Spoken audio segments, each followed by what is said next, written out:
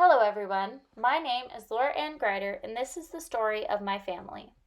I was able to trace my family tree all the way back to the early 1800s to family members born in France, Germany, and Austria. Around 1858, my fourth great-grandparents on the Meyer side came to the U.S. from Prussia, Germany through Ellis Island. Around this same time, the Kraft family arrived from Westphalen, had children, and eventually grandchildren.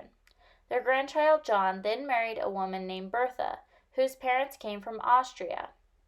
The Kraft name was passed down to their many children, including Laura Kraft, who I am named after.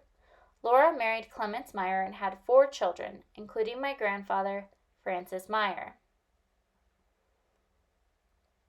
On the other side of the family, my great-great-grandfather, Bernard Lackman, a spelling that had to be changed, immigrated from Prussia and married a German woman named Teresa, whose family had been here 2 generations prior. Family story has it that Bernard came over illegally by hiding in a trunk to get onto a ship coming to the U.S., and that is why the spelling of the name changed. Bernard and Teresa had a child named Ed who married Louise Girard. Louise's parents immigrated to the U.S. in the late 1800s from Lorraine, France. The two had 11 children, including my grandmother, Josephine. Everyone who came here from Germany was a farmhand, and the Lackmans actually owned their own farm. In fact, the Lackman farm is still in the family in Germany today. Interestingly enough, every single one who immigrated here settled in Missouri, where the majority of the family remains today, minus my brother, mother, and myself.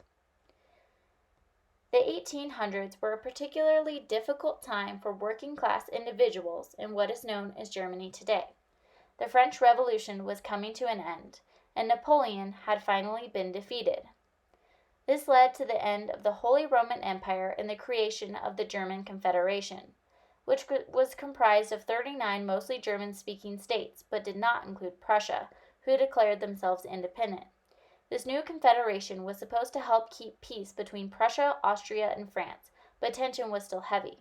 Eventually, Prussia overtook Austria in the 7 Weeks' War in 1866, leading to the North German Confederation, which was later to be renamed the German Empire after several southern states joined the Confederation as well. In the meantime, Germany was becoming more and more industrialized, and some people were becoming very rich. The working class became heavily oppressed, which led to the Revolution of 1848. As Iris Young explains, oppression means the exercise of tyranny by a ruling group. The people demanded freedom and order, wanting a more democracy-based system of government, which would allow them the right to vote. The people were defeated, however, and many of the revolutionary leaders fled to the U.S. and Brazil. Under Chancellor Otto von Bismarck, the German Empire invaded and took control of France, Austria, and Poland, keeping the rich and royal in power. This time frame is when nearly all of my ancestors immigrated to the United States. As German farmhands, they were fighting for their rights under constant oppression from those in power. The Girards, who came from Lorraine, France, were seeking refuge after the Franco-Prussian War, when the German Empire took control of the province of Lorraine. The Hopps, who came here from Austria, were also seeking refuge from the constant war between Prussia, Austria, and France. They sought out freedom, which the U.S. had to offer. During the 1800s, millions of Germans immigrated to the U.S., and many settled in Midwestern states like Missouri. Here, my ancestors were able to own and work on farms freely. While they all learned English and stopped speaking German, they were able to bring much of their culture with them. Germans were generally well-respected, thought of as being hard-working, law-abiding citizens with strong moral values that my family still takes pride in today. They were also able to continue practicing Catholicism. Because of the large number of Germans in Missouri, it became an almost mini-Germany. They held traditional festivals and celebrations with beer, a staple in German culture, and they even participated greatly in politics. Germans were known for being opposed to slavery and fought to keep Missouri in the Union during the Civil War. There were even German-speaking schools and churches. The thriving German culture came to a halt during World War I, however, as the U.S. fought Germany abroad. There was a great deal of persecution and anti-German propaganda, which put an end to the German-speaking schools and churches. The Germans were forced to assimilate, or melt, into the melting pot, leaving their culture behind, or face prosecution. As defined by pedia.com, they were forced to lose characteristics of their culture, such as language, traditions, and even their self-identity, so they could adopt the new culture.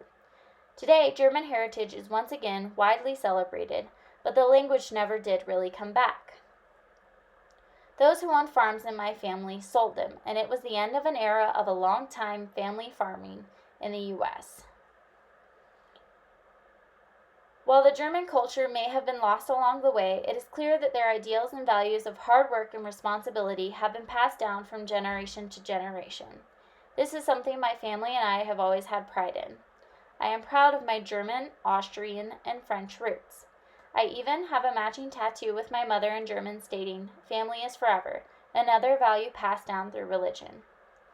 I now realize all the obstacles my family had to overcome to get me to where I am today, and it makes me realize how much was taken from my culture that I will never get back.